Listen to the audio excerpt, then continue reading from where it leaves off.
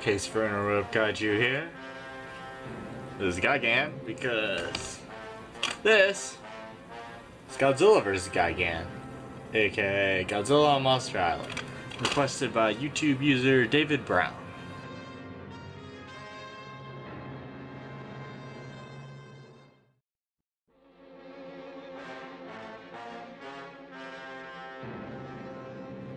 Children's Land is being built as sort of an amusement park focusing on monsters. They say their bigger goal is to bring peace to the world, but in reality they are aliens that are planning on taking over the Earth. Their plan has to be changed when one of their analog tapes are stolen and played before its intended time, causing Godzilla and Anguirus to make their way to Children's Land. A few humans figure out their ulterior motives and try to foil their plan. Aliens summon Gigan and King Ghidorah, or Ghidorah, as the version I watched pronounced it, to come and take care of Earth's monsters.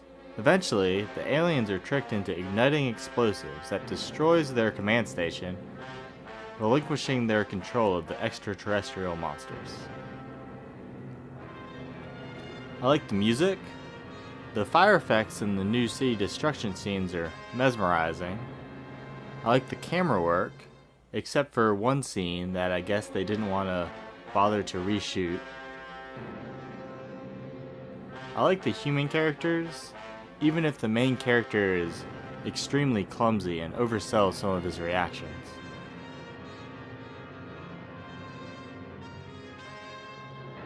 Their bright orange suits surely differentiates themselves from other normal big business bad guys, and their alien form is something that will stick with you.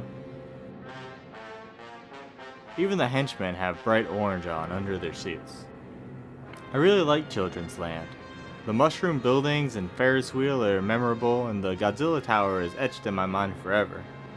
I also love the way they gave the tower laser eyes, making it a weapon instead of just a command post. The new monster here is Gigan.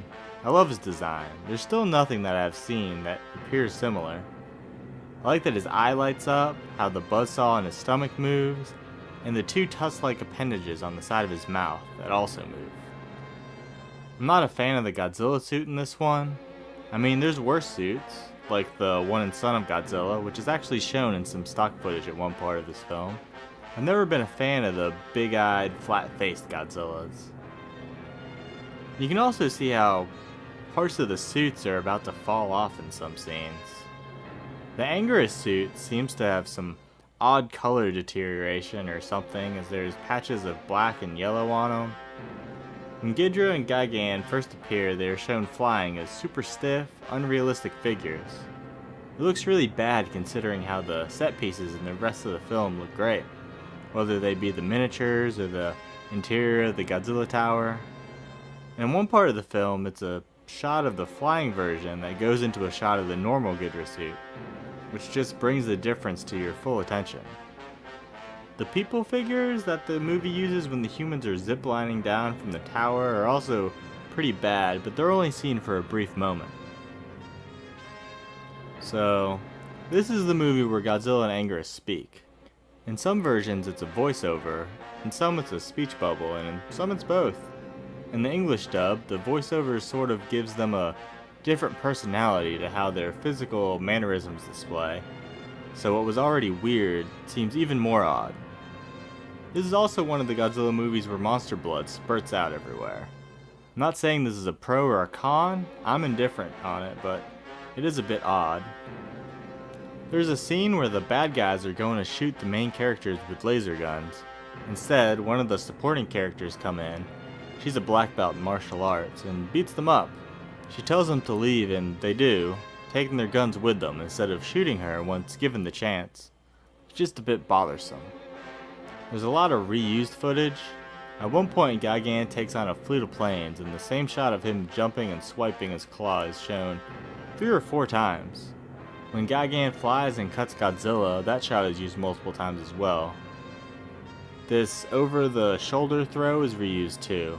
There's a lot of stock footage. It's extremely noticeable if you're marathoning the films, but even on its own it's pretty apparent. When Gigan and Ghidorah come to Earth, they are ordered to destroy the city. There's some cool shots, but all of Gigan's destruction scenes take place at night, and almost all of Ghidra's take place in the daytime, even though the movie shows the events all taking place at the same time. Eventually, Ghidra comes into frame with Gigan in the night shots, but then it goes back to more stock footage of Ghidra versus the military, with no interaction between Gigan and the military this time, even though the monsters were shown to be in the same vicinity.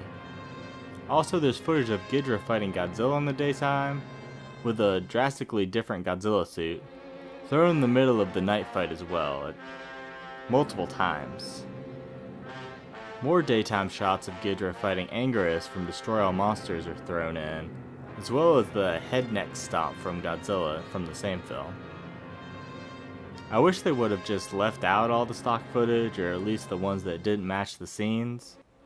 And I'm surprised the studio or editing staff let that slide, seeing how most of the aspects of this film are extremely well made. I feel like the New City destruction and monster fight scenes could have stood well on their own. Yeah, the film definitely has its problems, and it definitely is hard if you're marathoning all the Showa films, but it stands well on its own. I'd recommend it. If you have any movies you would like me to review, leave a comment below, and thanks for watching.